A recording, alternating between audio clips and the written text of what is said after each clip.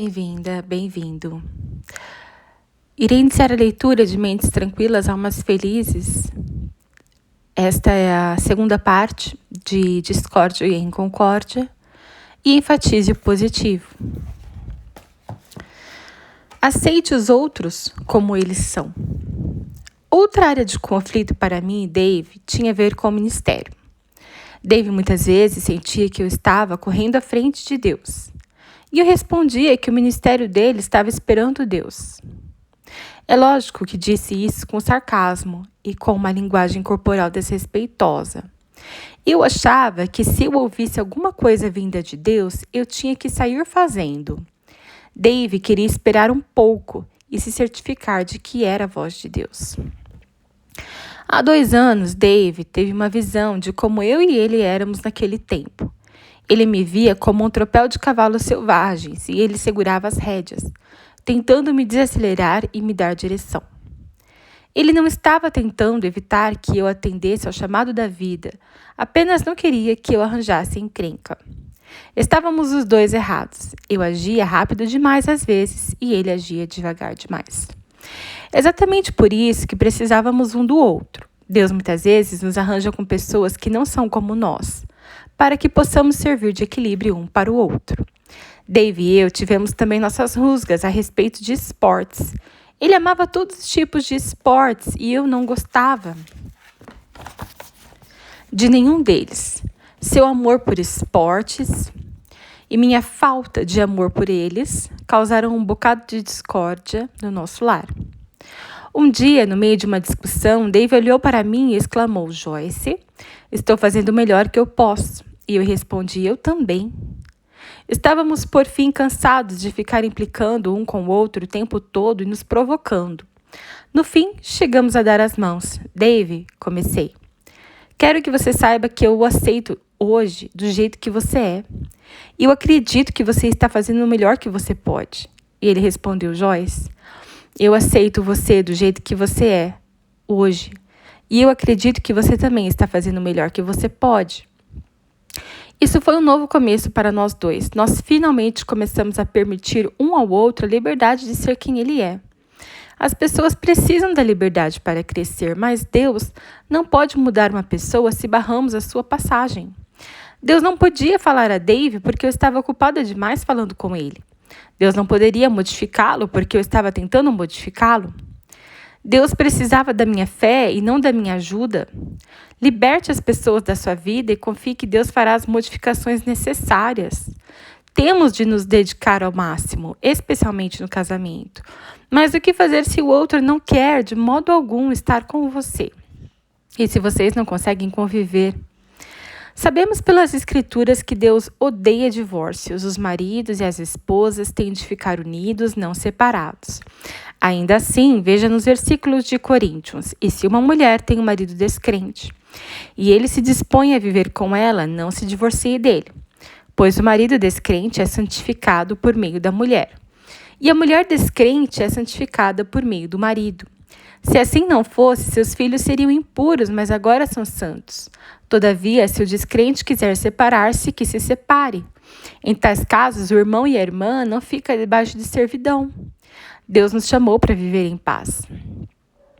Acho que essa é uma declaração estarrecedora. Sabemos que o Senhor não deseja que nenhum casamento termine no divórcio. Ainda assim, Paulo, falando sobre a inspiração de Deus, diz que se o parceiro descrente não quiser o relacionamento, se quiser partir, devemos deixá-lo partir, porque é importante que vivamos em paz. Tentar forçar alguém a permanecer casado quando o outro não quer, somente vai trazer mais tensão e discórdia no casamento. Quero deixar isso bem claro. Não estou defendendo que os casados se separem se encontram dificuldades de lidar um com o outro. A primeira carta aos Coríntios diz que se o descrente quiser deixar o casamento, que deixe.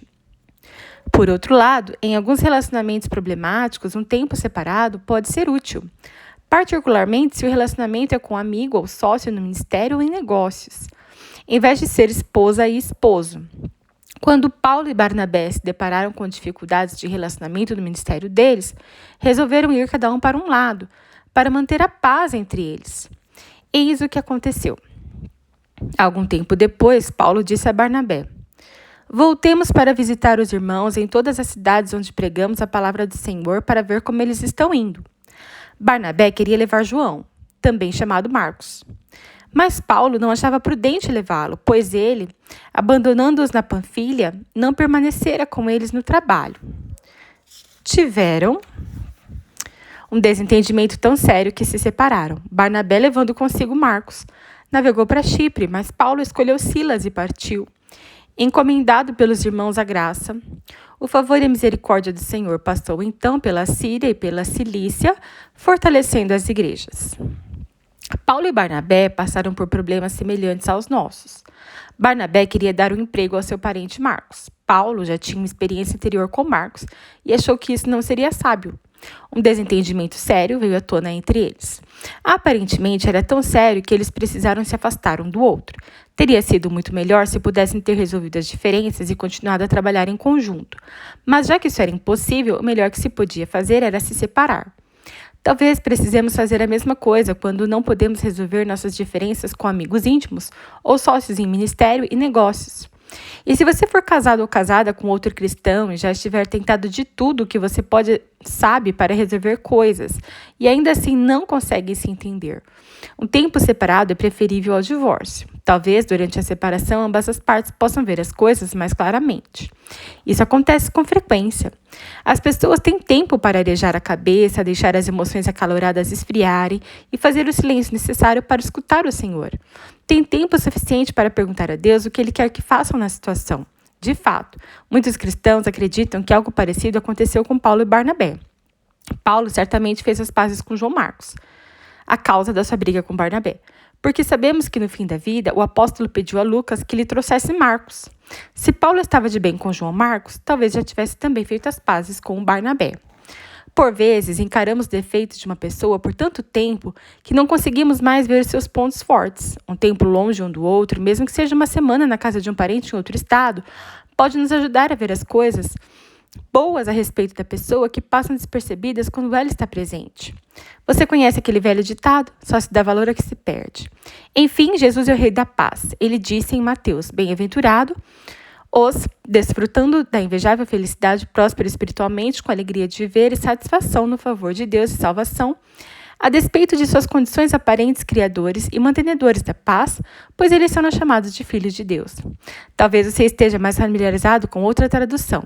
Bem-aventurados os puros de coração, pois verão a Deus. Ser um pacificador é uma decisão. Se queremos desfrutar de bênçãos, devemos decidir viver em paz com os outros. Devemos aprender a discordar em concórdia, enfatizar o positivo e aceitar uns aos outros. Como veremos no próximo capítulo, este último ponto é ainda mais importante quando se trata de relacionamento com os nossos filhos. Resumo e reflexão. Caminhar em paz com os outros é muitas vezes um desafio. Se possível, o demônio tenta sabotar cada um dos seus relacionamentos com a discórdia. Você sempre pode evitá-la. Algumas vezes terá de confrontá-la, botá-la para fora e tentar chegar a algum acordo de paz. O apóstolo Paulo fez uma declaração poderosa na primeira carta aos Coríntios. Deus nos chamou para vivermos em paz. Se é isso que Deus deseja para a nossa vida, Ele pode curar os nossos relacionamentos e tornar a paz possível. Liste os relacionamentos da sua vida que foram atacados por conflito e discórdia. É possível que você tenha culpa, ao menos em parte, pelos problemas que alguns dos seus relacionamentos? No entanto, é também possível que você esteja sendo vitimizado pela discórdia de mais alguém? Pense bem e ore em busca das causas da discórdia nos relacionamentos. Anote as verdades difíceis de encarar sobre o que você descobriu. Pense em uma discórdia recente que você teve com alguém. Então, orando, reflita sobre os princípios de como discordar com discórdia, listados abaixo. Qual desses princípios você poderia ter aplicado na situação para manter a paz com a outra pessoa? Explique. Demonstre respeito um ao outro. Deixe estar por um tempo. Seja paciente. Procure uma resposta que possa satisfazer ambas as partes. Ceda regularmente. Enfatizar os pontos positivos de uma pessoa é uma boa maneira de construir pontes em seus relacionamentos. Faça uma lista de características positivas da pessoa com quem você se desentendeu. Descreva uma situação na qual você se sentiu responsável por modificar as opiniões de alguém. Qual foi o resultado? Agora, suponha que você pudesse reescrever a história. Descreva a situação que você acabou de mencionar, mas dessa vez mude os detalhes para respeitar e honrar a opinião do outro. sendo ao mesmo tempo fiel aos seus sentimentos e opiniões. Algumas vezes nos fixamos tanto nos defeitos de uma pessoa que deixamos de enxergar os pontos fortes. Existe algum relacionamento, que não de marido e mulher, na sua vida que tenha chegado a esse ponto de ruptura? Passe algum tempo orando e pedindo ao Espírito Santo que lhe mostre como lidar com o distanciamento.